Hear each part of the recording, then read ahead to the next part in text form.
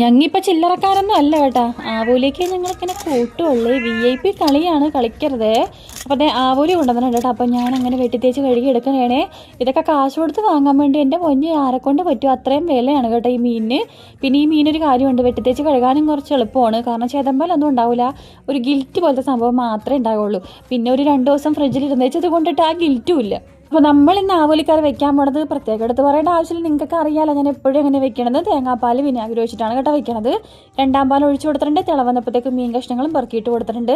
ഈ മുളക് പൊടിച്ചു കൊണ്ടുവന്നിട്ട് 2 ദിവസമായിട്ട് ഞാൻ കുപ്പിയിലാക്കിയിട്ടുണ്ടായിരുന്നില്ല. കാരണം ഒരു ഇച്ചിരി മുളക് പൊടി നമ്മുടെ പഴയ കുപ്പിയിൽ ഇരിപ്പുണ്ടായിരുന്നു. അപ്പോൾ അത് അങ്ങോട്ട് തീരട്ടെ എന്ന് കരുതിയപ്പോൾ ആ കുപ്പി കഴുകാൻ വേണ്ടി ഇട്ടു. 2ാമത്തെ കുപ്പിയിലോട്ട് ഇതേ മുളകൊക്കെ ഇട്ട് വയ്ക്കുന്നുണ്ട് കേട്ടോ.